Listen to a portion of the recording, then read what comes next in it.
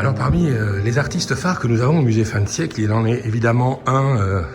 qui jouit d'un statut tout à fait particulier. Pour moi, c'est probablement, s'il y a eu un artiste moderne en Belgique, c'est lui. C'est le peintre qui est, dans sa solitude même, l'expression à la fois de la modernité et d'une opposition à la modernité sous sa forme d'avant-garde comme logique de groupe, qui a pu déployer une sensibilité extraordinaire et qui, dans son isolement, a donné naissance à une œuvre tout à fait singulière, c'est James Ensor. Il y a dans l'œuvre de James Ensor, d'une part, une réminiscence de tout ce que la peinture flamande a pu produire dès lors qu'il s'agissait d'emphase, d'excès et d'affirmation du sujet, et dans son œuvre, une profonde humanité qui marque, je dirais, ces deux périodes, celle qu'on a qualifiée de période bourgeoise, à laquelle on peut associer le portrait de la mère et du père, et puis son œuvre, évidemment, que je ne qualifierais pas de grotesque, mais de visionnaire, qui est à la fois grotesque et visionnaire, dérisoire et prodigieusement baroque, qui est celle de l'invention des masques, des squelettes et de cette humanité. Alors on a une œuvre au musée qui est une œuvre singulière, qui est une œuvre charnière, qui est ce très très beau et très grand tableau que vous connaissez, qui s'intitule Les masques scandalisés, et que Ensor a peint en 1883. C'est une œuvre qui date du moment où Ensor, qui revendiquait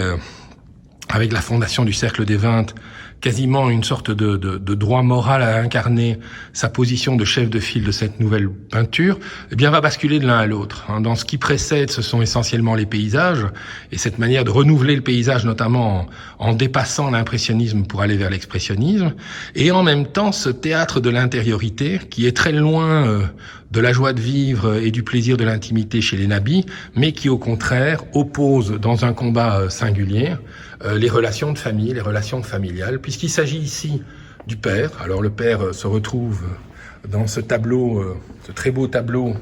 qui est légèrement antérieur, il date de 1881, mais qui exprime déjà la situation du père relégué dans son fauteuil, dans le coin de la pièce, près de la fenêtre et à côté de la cheminée, c'est-à-dire hors du lieu de pouvoir qui va être incarné chez Ensor par les femmes, à commencer par la mère de l'artiste. Alors il va pas être très facile à vous le montrer, c'est un très beau tableau. La mère, la sœur,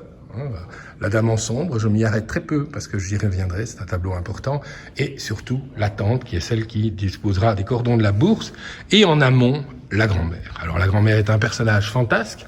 On est dans la zone carnavalesque, c'est-à-dire dans le renversement des valeurs. Les deux personnages portent des masques, mais ces masques ici, j'oserais dire qu'ils sont singuliers, dans le sens où ils ne sont que l'approfondissement caricatural de la personnalité des deux individus. D'ailleurs, sur l'entrée du Christ à Bruxelles, la grand-mère apparaîtra de la même manière. Ce ne sont pas du tout les masques singuliers tels qu'on va les retrouver par la suite, où il y a finalement une absorption de la chair et du masque pour créer des personnalités qui sont en fait sorties des détails des tableaux d'Ensor et ont pris une existence indépendante. Non, ici on a affaire au masque qui n'est pas celui qui protège le visage, mais qui révèle l'intériorité. Et l'intériorité du père, c'est l'échec. C'est la tentative d'avoir occupé une position sociale et d'avoir raté, et de s'être réfugié dans cet alcoolisme qui va être incarné par cette bouteille qui est au centre de la composition, sur cette table tellement petite qu'elle n'est là que pour supporter la bouteille. Et on voit bien à travers les masques scandalisés que c'est la question, évidemment, de la relation sociale entre la belle-mère et son gendre. C'est probablement une des plus belles représentations sur le sujet qui se pose et qui pose chez Ensor la question d'une masculinité dont on pourrait dire qu'elle a été totalement ici émasculée. Alors en même temps, Ensor, c'est un peintre fabuleux.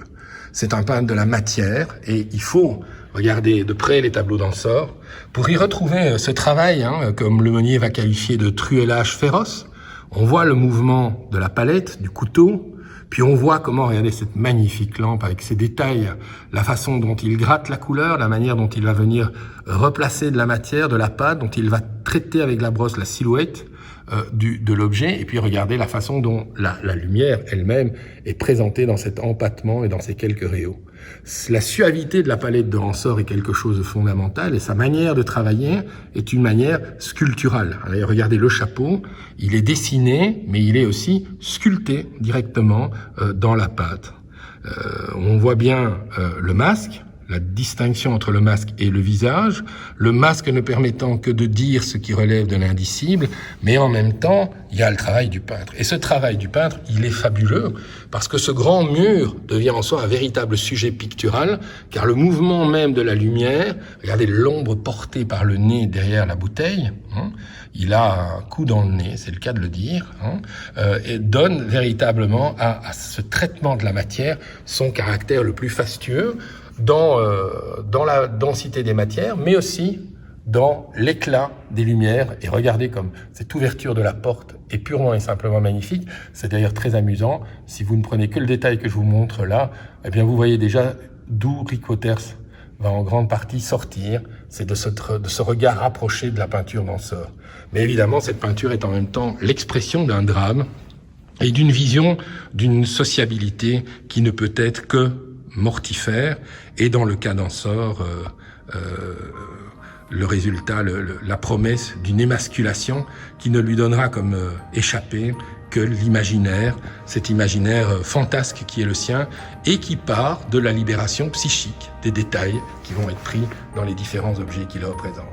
Mais laissons là les masques singuliers, revenons-en simplement aux masques scandalisés, de 1883, une de ses œuvres qui a conduit à la création du Cercle des 20 et qui est pour moi l'œuvre charnière à partir de laquelle le monde d'Ensor lui-même va basculer.